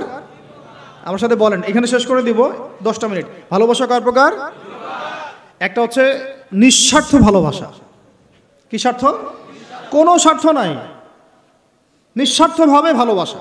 একটা হচ্ছে কোনো না কোনো স্বার্থ জড়িত আছে এমন ভালোবাসা। আপনার স্ত্রীর চাহিদাও যদি আপনি পূরণ করতে ব্যর্থ হন দেখবেন স্ত্রীর সাথে আপনার গন্ডগোল লেগে যাচ্ছে, যদিও সে হালাল বৈধ, তাই না? এমন হয় না অনেক সময়? আমি তো অনেকদিন বলেছি, অনেকদিন আগেও বলেছি, 5 বছর 6 বছর আগে, যে মানুষ আসলেই মানুষের অবস্থানকে মূল্যায়ন করে, ভিতর থেকে মানুষকে শুধু মূল্যায়ন করে আল্লাহ রাব্বুল আলামিন। না হলে কি হতো? এই যে এত অন্যায় আমরা করেছি, আল্লাহ পাক কি আমাদেরকে ছেড়ে দিয়েছেন, ফেলে দিয়েছেন, গজবে ধ্বংস করে দিয়েছেন? এই যে আল্লাহ পাক যে আমাদেরকে মহব্বত করেন, ভালোবাসেন, তার প্রমাণ এগুলো। আল্লাহ পাক চান যে আমরা যেন ফিরে আসি। আল্লাহ পাক বলছেন সারা দুনিয়ার সমান গুনাহও যদি সে করে ফেলে, আসমানের সমানও গুনাহ করে ফেলে, খালি তওবা করে ফিরে আল্লাহকে বলবে আস্তাগফিরুল্লাহাল্লাযী লা ইলাহা ইল্লা হুয়াল হাইয়ুল কাইয়্যুম ওয়া আতুবু ইলাইহি। আল্লাহ পাক বলছেন খালেস তওবা করলে গুনাহ তো মাফ করে দিবই, আগের গুনাহগুলোকে নেকি দিয়ে পরিবর্তন করে দিব। এটা ভালোবাসা না? আল্লাহ পাক সৃষ্টি করেছেন আমাদেরকে ভালোবেসে। কোরআন খোলেন, সূরা সাদ পড়েন, সূরা সাদের মধ্যে দেখবেন আল্লাহ বলছেন খালাকতু বিয়াদি মা মানাআকা আল্লা তাসজুদা খালাকতু বিয়াদাই, মানে তুমি ইবলিস কেন তাকে সিজদা করলা না যাকে আমি নিজ হাতে সৃষ্টি করেছি? এটা মহব্বতের বহিঃপ্রকাশ না? আল্লাহ আমাদেরকে নিজ হাতে সৃষ্টি করেছেন। আল্লাহ পাকের হাত কেমন এটা আমরা ব্যাখ্যা করতে যাব না, হাতের অর্থ কি সেটাও ব্যাখ্যা করার তাউইল করার দরকার নাই। কোরআনে আসছে যেভাবে সেভাবে আমরা ঈমান রাখবো, ঠিক আছে ভাই? এখানে আবার অনেক তালগোল পাকায় ফেলে এবং বিভ্রান্ত হয়ে যায়, এদিকে যাওয়ার দরকার নাই। এখানে বোঝানো হচ্ছে আল্লাহ রাব্বুল আলামিন আমাদেরকে মহব্বত করে সৃষ্টি করেছে। এই পুরো সৃষ্টি জগৎটাই তো আল্লাহর মহব্বতের বহিঃপ্রকাশ। সবকিছু এত নিপুণভাবে চলতেছে, এটা মহব্বতের বহিঃপ্রকাশ না? আমি আপনাদেরকে নিয়ে যদি কোনোদিন কক্সবাজারের সৈকতে তারা দেখাতে পারতাম, তাহলে আমি বুঝাইতে পারতাম আপনাদেরকে যে এই মহাবিশ্বটা ঠিকই আছে কিভাবে। তারার মধ্যে একটা গাণিতিক ক্যালকুলেশন আছে যেটা সবাই জানে না, যারা একটু অ্যাস্ট্রোনমি নিয়ে পড়াশোনা করেছে তারা জানে। আপনার মানে মাথার বিবেকই উল্টায় যাবে যে এত সূক্ষ্মভাবে কিভাবে আল্লাহ রাব্বুল আলামিন এই মহাবিশ্ব সৃষ্টি করলেন। এক চুল এদিক ওদিক হলে পুরো বিশ্ব কায়নাত ধ্বংস হয়ে যাইত। এটা কি আল্লাহ পাকের মহব্বতের বহিঃপ্রকাশ না? আল্লাহ পাক তো বরং বলেছেন পুরো সৃষ্টি পরিবারটাই আল্লাহর পরিবারের অন্তর্ভুক্ত। সুবহানাল্লাহ। এমনকি আল্লাহ পাক আমাদেরকে বলেছেন তোমরা জমিনবাসীর সবার উপর রহম করো। ইরহামু মান ফিল আরদ ইয়ারহামুকুম মান ফিস সামা। তোমরা সবার উপর রহম করো, দয়া করো। দয়া রহম এটা তো মহব্বতের একটা অংশ। তোমরা সবার উপর দয়া করো, রহম করো, মহব্বত করো। এটা কি হবে? তাহলে আল্লাহ পাক আসমানে যিনি আছেন আল্লাহ পাক তোমাদের উপর রহম করবে ইনশাআল্লাহ। আমরা সেই মহান সত্তার ভালোবাসার থেকে বের হয়ে হারাম এই যৌন ভালোবাসার দিকে যাওয়ার চেষ্টা করেছি। আসলে এটা ভালোবাসা না, যৌনতা, এর দিকে যাওয়ার জন্য এইসব করছি। আল্লাহ পাক আমাদেরকে মাফ করে যেন হেদায়েত দান করেন। আল্লাহ পাক কত ভালোবাসেন এটা নিয়ে বলতে গেলে আজকে রাত শেষ হবে। দেখেন আল্লাহ রাব্বুল আলামিন আদম আলাইহিস সালামকে সৃষ্টি করেছেন, করে সমস্ত নাম শিক্ষা দিয়েছেন। নাম মানে হলো ইলম। নাম মানে কি? ভালো না বাসলে আল্লাহ পাক কাউকে সবচেয়ে সেরা কিছু দান করেন? সূরা ৩ আল্লাহ পাক কি বলেছেন? ওয়া তিন ওয়া যাইতুন, এগুলো শপথ করে লাকাদ খালাকনাল ইনসানা ফি আহসানি তাকওয়িম। মানুষকে সবচেয়ে শ্রেষ্ঠ কাঠামো আল্লাহ পাক দিয়েছেন, দেন নাই?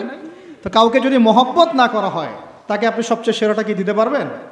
আল্লাহ পাক আমাদেরকে মহব্বত করেন, ভালোবাসেন, এবং আল্লাহ চান আমরাও যেন তাকে মহব্বত করি, তাকে ভালোবাসি।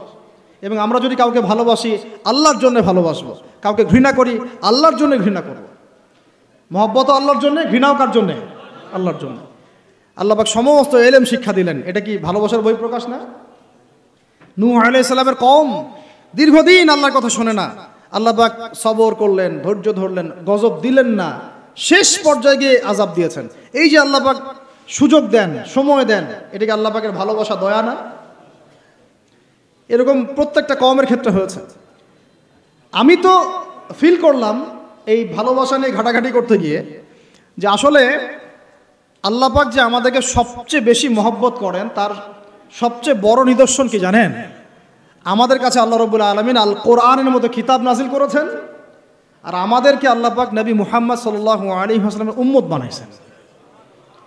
আল্লাহ পাক যে নবী মুহাম্মদ সাল্লাল্লাহু আলাইহি ওয়াসাল্লামকে এই দুনিয়াতে পাঠিয়েছেন না, এটাই সবচেয়ে বড় মহব্বত, সবচেয়ে বড় রহমত। কারণ তার সুন্নতে এমন কিছু নাই যেটা আপনি খুঁজে পাবেন না। আর তিনি আমাদেরকে যে মহব্বত করতেন, মুহাম্মদ সাল্লাল্লাহু আলাইহি ওয়াসাল্লাম আমাদেরকে যে মহব্বত করতেন, তিনি আমাদেরকে বলতেন যে আমরা তার ভাই। আমরা তার কি ভাই? মানে কি মায়ের পেটের ভাই? এটা বোঝানো হয় না। একটা হাদিসে তিনি বলেছেন আমি তো পিতৃতুল্য। তার মানে কি সত্যি সত্যি বাবা সন্তানের সম্পর্ক? রুহানি পিতা। তিনি কি ইমাম নন? তিনি ইমাম, তিনি নেতা, তিনি আমাদের শিক্ষক, তিনি নবী। তো তিনি আমাদেরকে যে মহব্বত করতেন, তিনি একদিন বলছিলেন নবী সাহাবীদের সামনে, কাশ আমি যদি আমার ভাইদেরকে দেখতে পেতাম। সাহাবীরা বলছেন ইয়া রাসূলুল্লাহ আমরা কি আপনার ভাই না? তখন নবীজি বলছেন না, তোমরা আমার সাহাবী। আমার ভাই তারা যারা আমাকে না দেখেই আমার প্রতি ঈমান নিয়ে আসবে। তার তিনি আমাদেরকে মহব্বত করেন না? তিনটা দোয়া করার সুযোগ দিয়েছেন আল্লাহ পাক প্রত্যেক নবীকেই, সব নবীকে। এই অনেকে বলে 1,24,000, কেউ 2,24,000 বলে, সংখ্যাটা কত আল্লাহ ভালো জানেন। প্রত্যেক নবীকে আল্লাহ পাক তিনটা দোয়া করার সুযোগ দিয়েছিলেন। কয়টা ভাই? সবাই দুনিয়াতেই তিনটা দোয়া করে ফেলছেন। নবী সাল্লাল্লাহু আলাইহি ওয়াসাল্লাম স্পেশাল একটা দোয়া, ভুল বললাম, এখানে একটু ভুল হয়ে গেছে। তিনটা দোয়া না, প্রত্যেক নবীকে আল্লাহ পাক একটা দোয়া করার চান্স দিয়েছে। কয়টা ভাই? এমন একটা দোয়া যেটা করলে আল্লাহ পাক কবুল করবেনই করবেন। করলে আল্লাহ পাক কি করবেন? অবশ্যই কবুল করবেন। নবী সাল্লাল্লাহু আলাইহি ওয়াসাল্লাম বলছেন যে সমস্ত নবী এই দোয়াটা পৃথিবীতে করে ফেলেছে। তো আমি এই দোয়াটাকে মুলতবি রেখেছি যে কাল কিয়ামতের মাঠে আমি আমার উম্মতের জন্য সুপারিশ করব ইনশাআল্লাহ। এবং নবী সাল্লাল্লাহু আলাইহি ওয়াসাল্লামের সুপারিশে বহু কবিরা গুনাহগার মুসলমান যারা জাহান্নামের ফয়সালা হয়ে গেছে তাদেরকে আল্লাহ পাক কিছুটা শাস্তি ভোগ করালে হলেও আবার জান্নাতে নিয়ে আসবেন ইনশাআল্লাহ। তো তিনি আমাদেরকে মহব্বত করেন না? করতেন না? চিন্তা করে তাহলে আমরা তার দিনকে কি মহব্বত করলাম, আমরা তার হুকুম হাকামের বিধিবিধান সুন্নতের কি মহব্বত করলাম, চিন্তা করেন। একটা হাদিসে নবীজি স্পষ্ট করে বলছেন এটা আমাদের জন্য একটা কষ্টি পাথর। এটা একটা কি কষ্টি পাথর। তিনি বলছেন লা ইউমিনু আহাদুকুম, তোমাদের মধ্যে কেউ মুমিন হইতে পারবে না। কি হইতে পারবে না? মানে প্রকৃত মুমিন হইতেই পারবে না তোমরা।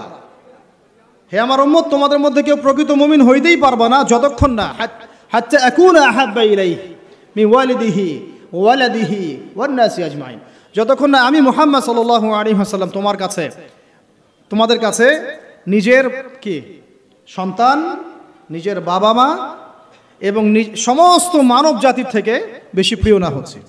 হাদিসটা আবার বলি, নবীজি বলছেন কেউ ততক্ষণ পর্যন্ত প্রকৃত মুমিন হতে পারবে না যতক্ষণ না আমি মুহাম্মদ সাল্লাল্লাহু আলাইহি ওয়াসাল্লাম তার কাছে তার সন্তান, তার পিতা, এমনকি সমস্ত মানব জাতি থেকে বেশি প্রিয় না হচ্ছে। আর আমরা যারা আগামীকালকে এইটার প্রিপারেশন নিয়েছি, আসলে কি আমাদের কাছে নবী প্রিয় বেশি না আমাদের দুনিয়ার স্বার্থ বেশি প্রিয়? যারা এগুলো করবে তাদের কাছে কি সত্যি নবী প্রিয়? তাহলে তারা করতে পারতো না। যদি নবী আমাদের কাছে সবচেয়ে বেশি প্রিয় না হয়, আমরা মুমিন হতে পারছি না। আর যাদের কাছে নবী প্রিয় তারা কখনো এমন হারাম কাজে যেতে পারবে না। যারা যাচ্ছে তারা কখনোই নবীকে ভালোবাসে না, কোশ্চিনকালেও না। শোনেন, ওমর রাদিয়াল্লাহু আনহুর নাম শোনেন নাই? বললে অনেক কথা ভাই, অনেক কথা, কোনটা রেখে কোনটা বলি। ওমর রাদিয়াল্লাহু আনহু একদিন এসে বলছেন খলিফাতুল মুসলিমিন, মুসলিমদের তিনি খলিফা। জান্নাতের সুসংবাদপ্রাপ্ত 10 জন সাহাবীর একজন। জান্নাতের সার্টিফিকেট পেয়েছেন পৃথিবীতে কয়জন সাহাবী? একটা হাদিসে একসাথে 10 জন। ওই 10 জনের অন্যতম একজন, যিনি এমন শাসন ব্যবস্থা পৃথিবীতে প্রতিষ্ঠা করেছিলেন যার মতো মিসাল এখন পর্যন্ত পৃথিবীতে আর দেখা যায় নাই। একটা হাদিসে আসছে যে রাস্তা দিয়ে ওমর হাঁটে ওই রাস্তা দিয়ে শয়তান হাঁটে না। কি বুঝলেন? শয়তান যদি দেখে ওই যে ওমর, ও আর ওই যাবে না ওই রাস্তার মধ্যে। এই হচ্ছে ওমর ইবনুল খাত্তাব। আমার পরে কোনো নবী নাই, নবীজি বলছেন আমার পরে কোনো নবী নাই, লা নবী বাদি, আমার পরে কোনো নবী নাই। যদি হতো তাহলে ওমর হতো, যদি হতো তাহলে ওমর হতো। অন্য একটা হাদিসে আসছে আমার পরে কোনো নবী নাই, তবে তুমি আমার, এটা অন্য সাহাবী সম্পর্কে, আলী ইবনে আবি তালেব সম্পর্কে, তুমি আমার জীবনে তেমন মূসার জীবনে হারুন ছিল যেমন। এটা হচ্ছে আলী ইবনে আবি তালেব। তো এখানে কথা হচ্ছে ওমর রাদিয়াল্লাহু আনহুর মতো মানুষ নবীর কাছে এসে বলছেন সাল্লাল্লাহু আলাইহি ওয়াসাল্লাম, ইয়া রাসূলুল্লাহ ওয়াল্লাহি লা উহিব্বুক, আল্লাহর কসম করে বলছি আমি আপনাকে অনেক মহব্বত করি, ইল্লা মিন নাফসি, আমার নফসের চেয়ে বেশি না। মানে আমি আমার জানের চাইতে আপনাকে বেশি মহব্বত করি না। কথা কি বুঝতে পারতেন কি? মানে আমি আপনাকে অনেক মহব্বত করি ইয়া রাসূলুল্লাহ, সব কিছু থেকে বেশি মহব্বত করি, কিন্তু আমার নিজের জানের চেয়ে বেশি না। নবী সাল্লাল্লাহু আলাইহি ওয়াসাল্লাম বলছেন লা ইয়া ওমর, এখনো মুমিন হওনি ওমর। কাকে বলছেন? কাকে বলছেন? জান্নাতের সার্টিফিকেট প্রাপ্ত একজন মানুষকে। লা ইয়া ওমর, এখনো হওনি। তখন নবী সাল্লাল্লাহু আলাইহি ওয়াসাল্লামকে তিনি একটু পরে আবার বলছেন ইয়া রাসূলুল্লাহ ওয়াল্লাহি আলান, এখন লা হাব্বা ইলাইয়া মিন কুল্লি শাই হাত্তা মিন নাফসি, এখন থেকে আপনি আমার কাছে সবচেয়ে বেশি প্রিয় সব কিছু থেকে, এমনকি আমার নফসের থেকেও বেশি প্রিয়। তখন নবীজি বলছেন আলান ইয়া ওমর, হ্যাঁ এখন ওমর, এখন তুমি মুমিন হলে। তাহলে যারা আমরা নবীর সুন্নতের খেলাফ এইসব অপসংস্কৃতি, নোংরামি, জেনা, ব্যভিচার, কনসার্ট, নাটক, সিনেমা, পরকিয়া, এইসব তথাকথিত ভালোবাসা দিবস, এই জেনা দিবসগুলো পালন করছি, আমরা কি আসলেই নবীকে ভালোবাসি? আমরা কি সত্যি আল্লাহকে ভালোবাসি? আল্লাহ পাক আমাদেরকে বোঝার তৌফিক দান করেন না, জাহিলিয়াত থেকে ফিরে আসার তৌফিক দান করেন। এরকম প্রচুর ঘটনা। ভালোবাসা তো এগুলোর নাম। ভালোবাসা কাকে বলে জানেন? সাহাবীরা বাসায় যেতেন, আবার দৌড় দিয়ে আসতেন নবী সাল্লাল্লাহু আলাইহি ওয়াসাল্লামের চেহারাটা একটু দেখার জন্য। এটা নাম ভালোবাসা। আপনারা যদি উমরা করতে যান, হজ করতে যান, দেখবেন বারবার আপনার নবীর রওজায় গিয়ে সালাম দিতে মন চাইবে, যে আরেকবার দেখা করে আসি, আরেকটু দেখা করে আসি, আরেকবার সালাম দিয়ে আসি। ভালোবাসা, কোনো স্বার্থ আছে এখানে? নবী সাল্লাল্লাহু আলাইহি ওয়াসাল্লাম কি আমাদের কাছে কোনো স্বার্থ দাবি করেছেন? আল্লাহ করেছেন। এগুলো ভালোবাসা। এই ভালোবাসা হলো প্রকৃত ভালোবাসা। আর এগুলো যেটা চলছে এটা হচ্ছে যৌনতা। এগুলো কি চলছে? যৌনতা। ভালোবাসার নাম দিয়েছে এখন যৌনতা। এগুলো ভালোবাসা না, এগুলো পাশবিকতা, প্রবৃত্তির দাসত্ব। প্রবৃত্তি মানে মন যা চায় তাই করতে চাচ্ছে। আপনার মন চাইছে একটা মেয়ের সাথে রাত কাটাবেন, এটাকে আপনি ভালোবাসা নাম দিলেন, কিন্তু এটা হচ্ছে ভালোবাসা না, এটা কি প্রবৃত্তি, পশুত্ব, দাসত্ব, পশুত্বের দাসত্ব করছেন। আল্লাহ পাক আমাদেরকে কথাগুলো বোঝার তৌফিক দান করে। এরকম সাহাবীরা কত ত্যাগ করেছেন। তালহা রাদিয়াল্লাহু আনহুর নাম শুনেন না অনেকেই। নবী সাল্লাল্লাহু আলাইহি ওয়াসাল্লাম উহুদ যুদ্ধের দিন সংকটময় একটা অবস্থায় ছিলেন। তালহা রাদিয়াল্লাহু আনহু একা নবী সাল্লাল্লাহু আলাইহি ওয়াসাল্লামকে ঢাল হিসেবে পিঠ পেতে দিয়ে আসেন, উনার দিকে কোনো তীর যেন আসতে না পারে। শেষে দেখা গেল তার গায়ের মধ্যে 40 থেকে 50টা তরোয়ারের আঘাত আছে, তীরের খোঁচা আছে, বর্ষার খোঁচা আছে। এই অবস্থায় তিনি নবীকে কাঁধের মধ্যে নিয়ে উহুদ পাহাড়ে উঠেছেন নবীকে সেভ করার জন্য। এটা ভালোবাসা। এটা কি? কোন স্বার্থে? কিসের স্বার্থে? দুনিয়ার স্বার্থে? জান্নাতের স্বার্থে। একজন সাহাবী বাড়ি নির্মাণ করেছেন, তো নবী সাল্লাল্লাহু আলাইহি ওয়াসাল্লাম দেখে একটু খালি মানে হয় না, তুমি কে, কার বাড়ি এটা? বললেন আচ্ছা অমুক সাহাবীর বাড়ি। নবীজি একটু ভ্রু কুঞ্চিত করলেন, পছন্দ করলেন না, কিছু মুখে বলেন নাই, মুখে কিছু বলেন নাই, খালি একটু অসন্তুষ্ট হয়েছেন, এক্সপ্রেশন দেখতে বোঝা যাচ্ছে। তখন ওই সাহাবীকে জানানো হলো, তোমার বাসার সামন দিয়ে তো আল্লাহর নবী সেদিন হেঁটে গেলেন, তারপরে আমার বাসা দেখে, তোমার বাসা দেখে আল্লাহ নবী সাল্লাল্লাহু আলাইহি ওয়াসাল্লাম একটু অসন্তুষ্টি প্রকাশ করেছিলেন, মুখে কিছু বলেন নাই, এক্সপ্রেশন ছিল একটু অসন্তুষ্টিমূলক। 3 দিনের মধ্যে সেই বাড়ি ভেঙে গুড়িয়ে দিয়েছে। যেই বাসা দেখে আল্লাহ নবী সন্তুষ্ট হন, আমি বাসা রাখবই না। ভালোবাসা কিসের জন্যে? কার জন্যে? কার স্বার্থে বলেন? আল্লাহর জন্যে, জান্নাতের জন্য, আল্লাহর স্বার্থে, আল্লাহর জন্যে। কতগুলো বলে শেষ করবো আপনাদেরকে। সাদ বিন আবি ওয়াক্কাস রাদিয়াল্লাহু আনহু উহুদ যুদ্ধের দিন এইরকম করে তীর নিক্ষেপ করছেন। আল্লাহ নবী বলছেন, ইয়া সাদ, হে সাদ, তীর ছোড়ো, তোমার জন্য আমার পিতামাতা কুরবান হোক। আশপাশে 9 জন ছিল, তার মধ্যে একজন করে শহীদ হতে শেষে 2 জন বেঁচে থাকলো, সাদ বিন আবি ওয়াক্কাস, তালহা বিন উবাইদুল্লাহ রাদিয়াল্লাহু আনহু। এগুলো তারা কেন করেছেন? ভালোবাসার জন্যে। ভালোবাসা এগুলোর নাম। কতগুলো বললে শেষ করবো আপনাদেরকে বলেন। নবী সাল্লাল্লাহু আলাইহি ওয়াসাল্লামের কাছে একজন সাহাবী আসেন ইসলাম কবুল করতে এসে হাতের মধ্যে কিছু বালা আংটি থাকে না, এগুলো ছিল, এগুলো খুলে ফেলে দিয়েছেন নবী সাল্লাল্লাহু আলাইহি ওয়াসাল্লাম, খুলে ফেলে দিয়েছেন।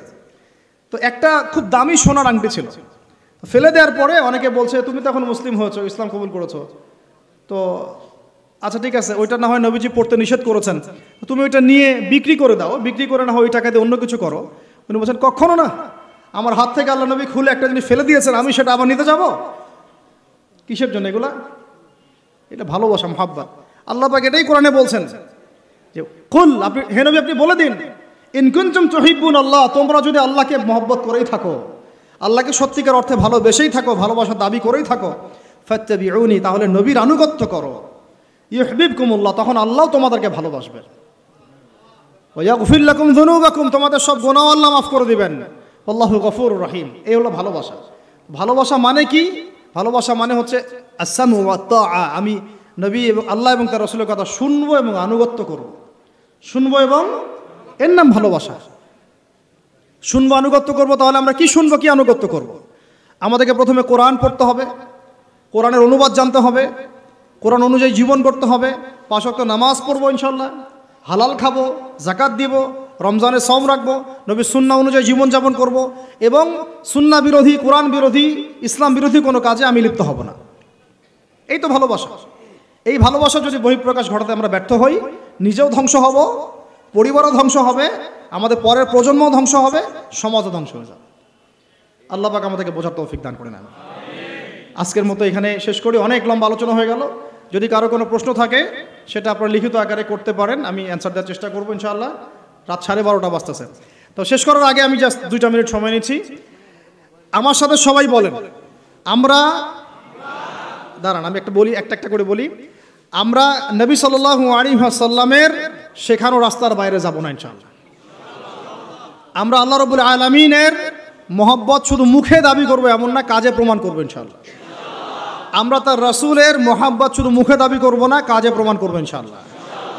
আল্লাহ এবং তার রাসূলের বিরোধী কোনো কাজে আমি কোনোদিনও লিপ্ত হব না ইনশাআল্লাহ।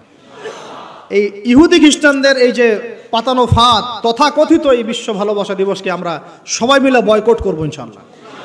এটাকে আমরা বর্জন করবো ইনশাআল্লাহ। ইনশাআল্লাহ আমাদের পরিবারের কোনো সদস্যকে আমরা এখানে শরীক হতে দিব না ইনশাআল্লাহ। এবং আমাদের যাদের সামর্থ্য আছে তারা আমরা হাত দিয়ে প্রতিবাদ করবো ইনশাআল্লাহ। সামর্থ্য নাই, মুখ দিয়ে কথা বলবো ইনশাআল্লাহ। সেই সামর্থ্যও নাই, অন্তর থেকে ঘৃণা করবো ইনশাআল্লাহ। এরপরে ইমানের কোনো স্তর আর বাকি নাই।